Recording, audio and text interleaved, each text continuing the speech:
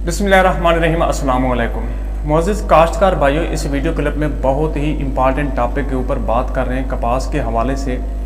देखो दोस्तों, जैसे ही हमारे किसान भाई कपास की फसल को काश्त करते हैं तो उनके जहन में एक ख्वाहिश होती है कि हमारी फसल जल्द ही फल आवरी की तरफ आए, पैदावार की तरफ जाए।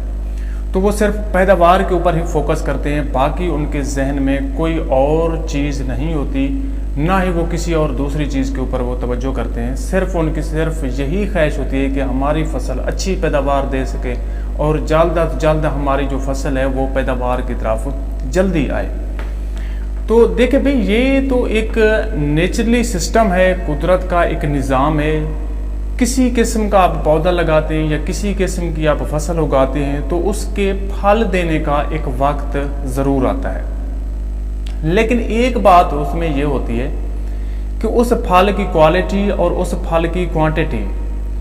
वो उस पौधे की सेहत के ऊपर डिपेंड करती है, उस पौधे की नशोनुमा के ऊपर डिपेंड करती है। इसी तरह दोस्तों कि कपास की फसल जब हम काश्त कर लेते हैं तो फल आने से पहले जो हमारे पास वक्त होता है उसके हवाले से अगर बात की जाए तो हमें इसके ऊपर भरपूर तवज्जो देनी होती है कि फसल की साख्त को मजबूत बनाएं, फसल की जड़ों, उसकी शाखों और उसके पत्तों की नशोनुमा को बरकरार रखना होता है, फसल को बहुत मजबूत बनाना होता है, फसल की किनापी के ऊपर जोर देना होता है कि वो अच्छी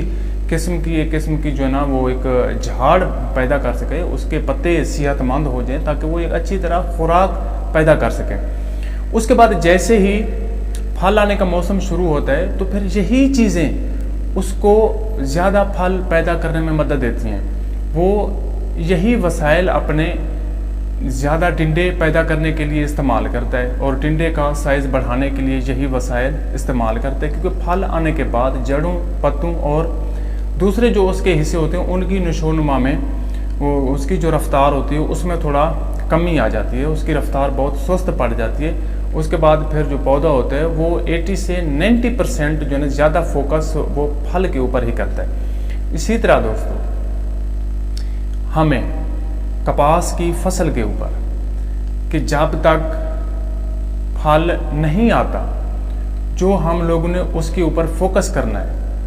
कपास की कैनोपी बनानी है, फसल को सेहतमंद बनाना है, शानदार बनाना है, उसकी नशोनुमा को और उसकी मजबूती को बरकरार रखना है हम लोगों ने। उसके बाद जैसे ही फिर इसके ऊपर फल लगेगा, बाद में फल के लिए हम लोग कोई भी अगर प्रोडक्ट इस्तेमाल करेंगे, क्योंकि हमारी फसल पहले से सेहतमंद होगी तो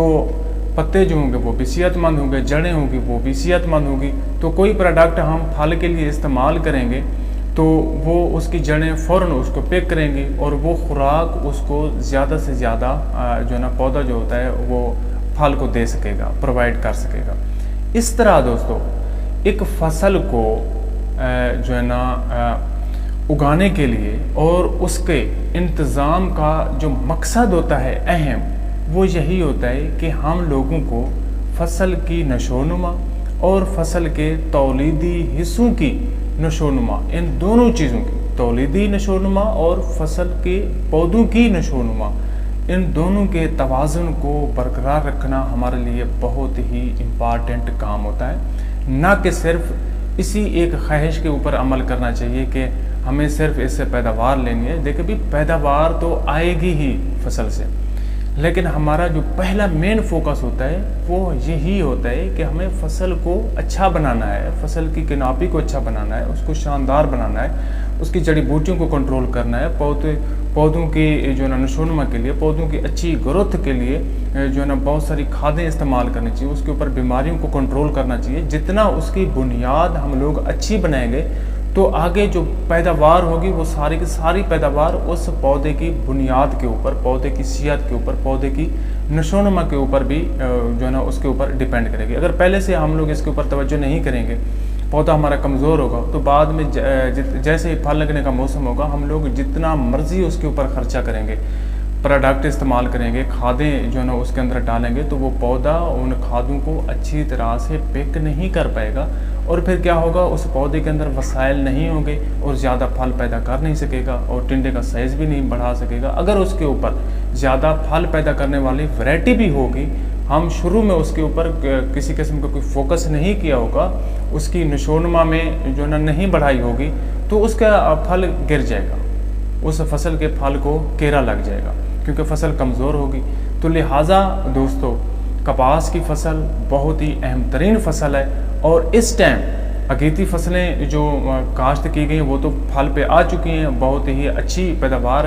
मतलब अच्छी उनकी कैनोपी बन चुकी है, अच्छी खासी झाड़ बन चुकी है, बहुत अच्छी पोजीशन में वो जा रही है। बाकी जो पछीती फसलें हैं, इस वक्त जो हमने तवज्जो देनी है वो सिर्फ़ और सिर्फ यही है कि पहले हमें फसल की कैनोपी के ऊपर फोकस करना चाहिए, उसकी नशोनुमा को बरकरार रखना चाहिए। उसके बाद जैसे ही फल लगने का मौसम आएगा तो ऑटोमेटिकली उस फसल के अंदर एक एबिलिटी होगी, एक कुव्वत होगी, वो ज़्यादा से ज़्यादा फल देने के काबिल बन सकेगी। और बाद में उस फल की पैदावार को बढ़ाने के लिए फल के हवाले से हम